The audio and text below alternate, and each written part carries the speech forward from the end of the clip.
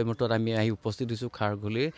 আকাশ বড়োৰ ঘৰত আৰু এই ঘৰখনতো একেটাই পৰিৱেশ বিৰাজ কৰিছে এটা শোকাকুল পৰিৱেশ বিৰাজ কৰিছে ফাঁচীবজাৰত সংঘটিত হোৱা যি গ্ৰীণ বাছৰ দুৰ্ঘটনা সেই দুৰ্ঘটনাত থিতাতে মৃত্যু সাৱটি লৈছিল আকাশ বড়োৱে আৰু তাৰ পিছত এই ঘৰখনত এতিয়া এটা শোকাকুল পৰিৱেশ বিৰাজ কৰিছে যিহেতু দুৰ্ঘটনাত পুত্ৰক হেৰুৱাবলগীয়া হ'ল পৰিয়ালটোৱে আৰু মাতৃ নাছিল মাতৃৰ 2 বছৰ পূৰ্বে বিয়োগ ঘটিছিল তেখেতৰ পিতৃও আছে আৰু ভগ্নী আছে আৰু এই মুহূৰ্তত এই ঘৰখনত এটা শোকাকুল পৰিৱেশ বিৰাজ কৰিছে এটা নভবা কথা আচলতে ভাবিব নোৱাৰা কথা মই পিতৃৰ ওচৰলৈ যাম যিহেতু এতিয়াও GMCHতে আছে খুব দুখৰ কথা কিন্তু আমি পাতিব বিচৰা নাই তথাপিও এনেকুৱা এটা ঘটনা গ্ৰীণ বাছৰ কাৰণে আজি এনেকুৱা এটা পৰিস্থিতিৰ সৃষ্টি হ'ল য'ত আপুনি পুত্ৰক হেৰুৱাবলগীয়া হ'ল কি কম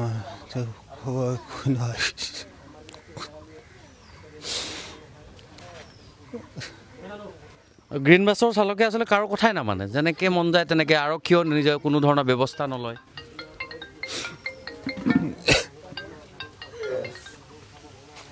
আকাশৰ কিমান বছৰ হৈছিলে 19 বছৰ হৈছে 20ত সোমালে হয় কি কৰি আছিলে সি গেছৰ কাম কৰিছিলে কালি আপোনাক ফোন কৰিছিলে নেকি অহা আগতে কালি অহা আগত ফোন কৰা নাই মই আগে ওলাই গৈছোঁ কামত মই সদায় আগে ওলাই যাওঁ সি পিছত যায় ক'ত গৈছে কি এটা পিছতে ফোন কৰোঁতে গম পাইছোঁ গ্ৰীণ বাছৰ কাৰণে আজি এনেকুৱা এটা পৰিৱেশ কিবা ক'ব বিচাৰিব চৰকাৰক কাৰণ যান বাহন আৰক্ষী থকাৰ পিছতো তেওঁলোকে গ্ৰীণ বাছক কেতিয়াও নাকি নলগায় নাকিটো এতিয়া লগাব লগা হৈ গৈছে এটা মোৰটো গ'লে আৰু যে আন কাৰোবাকে আৰু একো নহয় যেন আৰু মইতো আৰু দুখীত ভুগিলোৱে আৰু এতিয়া